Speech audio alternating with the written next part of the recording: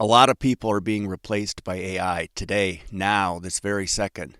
Don't worry, most of them live in India and the Philippines. McKinsey says the number one use case for AI right now is in call centers. And what do we do when we read about the misfortune of others? Well, we try to profit from it naturally. Today we're going to look at companies that stand to benefit from AI taking over call centers. But first, a quick story. So back in the day here at Nanalyze, we spent a lot of time talking to private companies, and one of these was Afiniti. This would have been 7 years ago. This firm was a unicorn, meaning they had a valuation of $1 billion or more, and they were reportedly preparing for an IPO, though that never went through. And I spoke with their head of marketing about the offering and was quite surprised by how much money there is to be made in optimizing call centers. So what these folks did is they took the phone number of the individual calling, and then they looked that up in a number of external databases and pulled together about 100 different data points that could be used to learn about the customer that was calling. So the company that ran that customer support operation could use that information to better upsell them. And they said there was an average revenue gain of 4% from clients who used their solution. But what I thought was more interesting is they used these emotional pairing algorithms. So I don't know if you've noticed, if you call Chase or something like that and you start to get irate, they'll cut you off, or so I'm told. And what they're able to do, of course, is detect emotion. And what they would do is figure out your emotional characteristics and then assign you to an agent that might best be able to handle your call. The business model of this company was spectacular. They didn't charge using a typical SaaS contract. They simply took a cut of the benefits their clients realized. Very clever. And they said that they ended up realizing way more revenue than they ever would have using a contract-based model. So when we look at the most commonly adopted AI use cases by function, this is from McKinsey.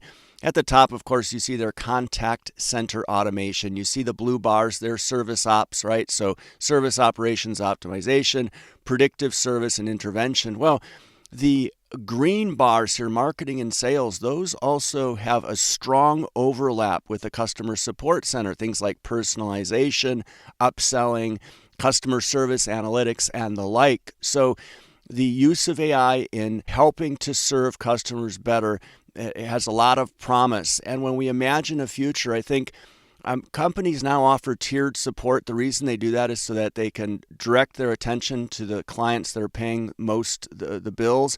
The more you pay, the better the service becomes. And top tier support, I think everybody would agree, is a human on the line. Well, soon humans are going to be indistinguishable from computers, so everybody ought to be in contact with a human anytime they want. Now, levels, of course, can still exist. You have level 1, 2, and 3 typically in a call center. And I think the more advanced levels will have humans in the loop, and those frontline levels will just all be fully automated. Now, this is for B2C customer service. I think for B2B, that might remain human for some time. Now, when we think about the investing opportunity here, I think of it in 3 dimensions, really. You have the providers of call center software platforms and infrastructure. They have the potential, I think, to be disrupted or to disrupt. Then you have in-house call centers for large companies. The tighter the margins, the better the boost they're going to get when they cut back on call center headcounts as a result of automation. Then you have call center farms. These are firms that provide a service to other companies. Typically, it's offshoring. I think this can go either way, and we're going to talk about all 3. First, looking at the magic quadrant here from Gartner for contact center as a service, so CCaaS. And interesting, I highlighted here, they talk about migrating from on-premise to cloud. So that's a perk that these sorts of firms might enjoy. Something we covered in our recent piece on PTC. It's rather interesting. Also, our video on Oracle touched on that. Here you can see in the upper right section of this quadrant, GeneSys and NICE. So NICE is a firm that we just wrote about. We first looked at them, was it 3 years ago, and really liked what we saw. They're undervalued right now compared to our catalog simple valuation ratios. That's just market cap divided by annualized revenues. For NICE, it's around 4. For our catalog average, it's 6. So that may be the geopolitical risk there in Israel, since NICE is an Israeli firm, but they're strengthening profitability alongside growth. It really seems like a solid way to play the growth of AI in call centers. 90% of the revenues are recurring.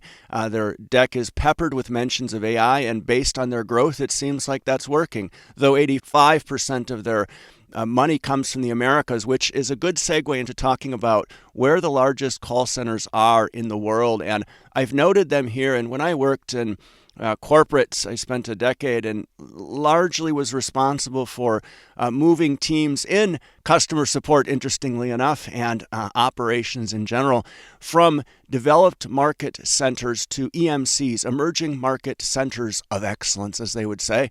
And back then, we were able to get 3-for-1 headcounts in Mumbai and 5-for-1 in Manila. So that's naturally where we gravitated towards, though the quality of individuals that you're going to hire in these geographies varies tremendously. Now, what we're interested in is the most bang for the buck, the low-hanging fruit.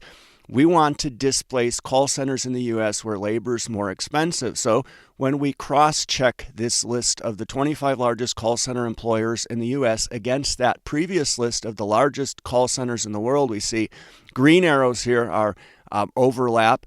Red arrows point to private firms that we can't invest in as retail investors, and the black arrows just point to a couple of firms that I think are worth noting, but don't happen to have the largest call centers in the world. And what we see here, when we look at this, all we've done is take the total employees for each company and the total number of call center employees and express that as a percentage. So you can see for telecoms, look at that. For Verizon, almost 40% of their employees work in call centers. So possibly a big uplift for Verizon if they can automate the hell out of their call centers. And what's interesting here is when you start to look at industry classifications, banks and telecom, they're heavily represented. And this slide here shows us industries with lots of CX spend. CX stands for customer experience. It's just a new acronym to describe all the customer support and operations there. What you see across this list are all the industries that spend heavy on CX. You see banking, right? We knew that. Telco, insurance, retail, travel, healthcare. Not many dividend champions here. So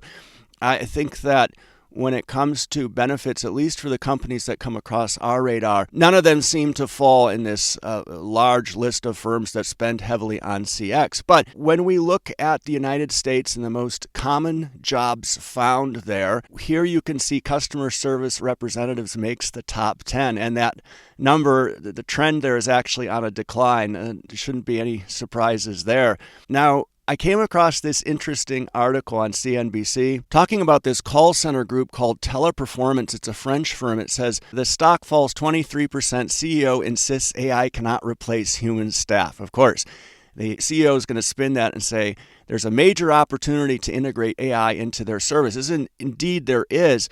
When you look at this company, they're around $6 billion market cap, and you see that sharp drop in share price there. That's when the market was spooked over this firm possibly running into issues because of AI. And when you look at what they do, they're the number one global leader in CX outsourcing and digital integrated business services. So that starts to get into the BPO, business process outsourcing, things like that. 500,000 people across the globe. You see more representation there in EMEA and APAC. So India and the Philippines, of course, would be in that bucket. And they have a pretty strong track record here of revenue growth and increasing margins over time. And they point to the fact that they've been continuing their growth and profitability amidst the waves of RPA and AI and all these supposed threats to call centers. They view them as opportunities. And here you could see on this slide, they talk about how they're moving from conversational AI, chatbots, voice bots, email bots, to generative AI, where things start to get more intelligent.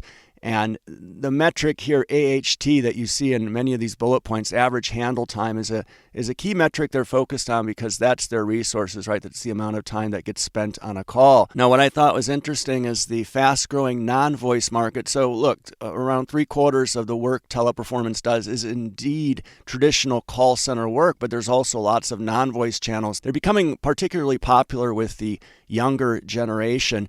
And when we look at the competitors in the CX market, you see Teleperformance at number one. They said that, right? Right behind them is Concentrix. This is a U.S. firm, and then you see the rest. That French word there, which I won't try to pronounce. Autre. means others.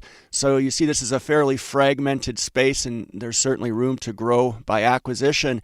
And when you think about this particular niche, the question is, how much growth is there left for CX outsourcing, which is what Teleperformance does, because that also has an impact on the future potential of this firm. They claim that there's still a lot of uplift there. But what is quite interesting, when you look at NICE's website, you see here this case study. Teleperformance, that's that French firm, reduces monthly overtime up to 37% with NICE work from mobile. So NICE is selling solutions to that Teleperformance firm. So whether or not they succeed, a lot or a little, they're still going to have to buy this platform from NICE. And what is also interesting is Concentrix. Remember, the second biggest outsourced CX provider. Look at this. They have NICE as a partner as well. They use their platform, and also GeneSys is on there, so they use that as well, and on some other interesting names. But when you think about the power of AI in reducing call center spend, I think the best example I came across was from this firm, Virtusa, an engineering firm. They have this success story. Leading bank cuts call center expenditure by over $600 million with intelligent automation. That sounds big and juicy, and it is. So this bank had a call center run rate of $1 billion that was increasing in line with their compound annual growth of 7%, which they'd maintained that for 5 years. So their costs for call center operations keep increasing.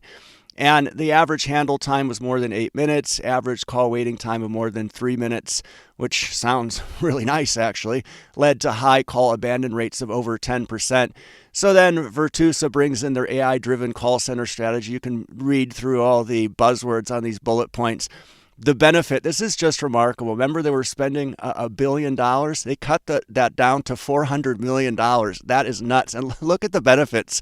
20% boost in cross-sell opportunities, 75% calls no touch, zero wait time, 80% faster, 50% improvement in first call resolution rates. That's remarkable. So takeaways here.